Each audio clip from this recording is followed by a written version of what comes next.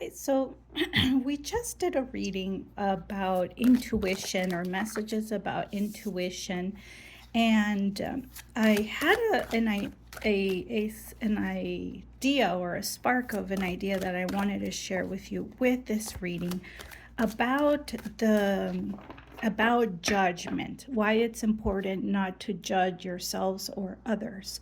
There is a spiritual concept that speaks of the infinite or the divine or the matrix or God, whatever you want to call it, as light, as energy, as light. And it says that as it wants to continue to fill us, because we are also light, we are like the light, right?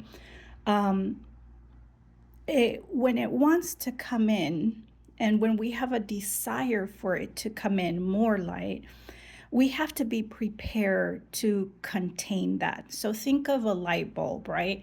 We're not going to input 1,000 watts into a light bulb that can only hold 150 watts because it would explode.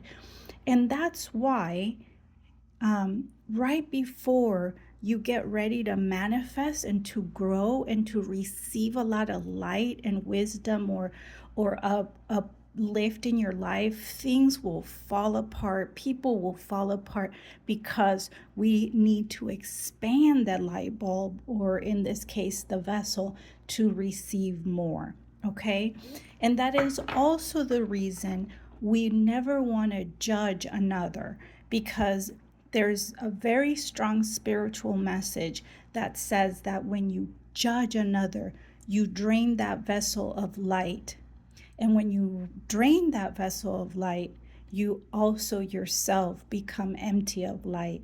So, this is why it's important that we each follow our own path, to not listen to anything that doesn't speak to you and your own intuition, the judgments of others.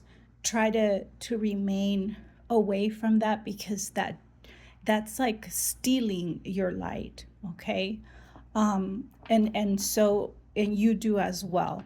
Okay, that's why you see that in so many traditions we have something called evil eye, and evil eye is draining the light of another, is wishing something on the light of another. Okay, so there's sources, spiritual sources where these beliefs come from, and we could go more into depth, but I want to get into this reading. So there's something about judgment that keeps coming up today, and I want to address that. So let's see. It's going to be a general reading. Let's see the message.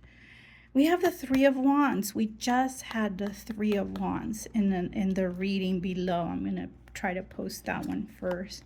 The King of Cups. We have the Four of Pentacles. And we have the ending of a situation, the death of a situation. Okay, so I'm going to tell you what this is about. The King of Cups is a very non-judgmental energy. This is a very loving energy. And of course, love starts, you are the bar, right? It starts with you. Okay. So there's something about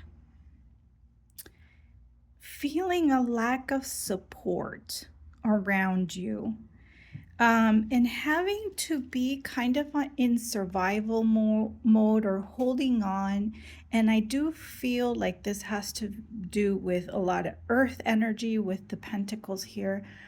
And while the Four of Pentacles is not in reverse, it is kind of sharing the energy of this card that's in reverse. Okay, so you're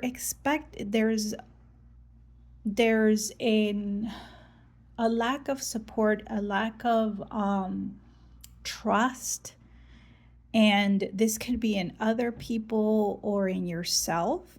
Okay, and that could be judging yourself harshly, or you being judged very harshly, okay? Because we're tapping into the energy of judgment. And so this being in the subconscious, sometimes this card in reverse can symbolize stagnation or holding on to things without a lack of trust, like you're going to lose out, or if you express who you really are, or if you grow into who you really are, there's a lack of trust there, okay? But you're meant to be the King of Cups. You're meant to be your essence, and who you are is a very compassionate and empathetic person. And I would encourage you to start with yourself, compassion and empathy for yourself here. No judgment on yourself. There's a very strong message for that to end. Okay. There's a spiritual component to all of the tarot decks cards. And in this case, there's a spiritual offering, okay, here. There's a desire for a new beginning. There's always a child here kind of looking up to ending. So there's like a need for ending, holding on to the past, holding on to judgments of what you expect or who you should be, because there's an expectation, there's a waiting for the Three of Wands. And so holding on to this energy that needs to end in order for you to be able to flourish into the King of Cup energy. And not so much flourish because that's who you are. It's just that we are creating an obstacle, or other people are blocking this energy. Okay, so I hope this was helpful, and I will see you in the next reading. Bye.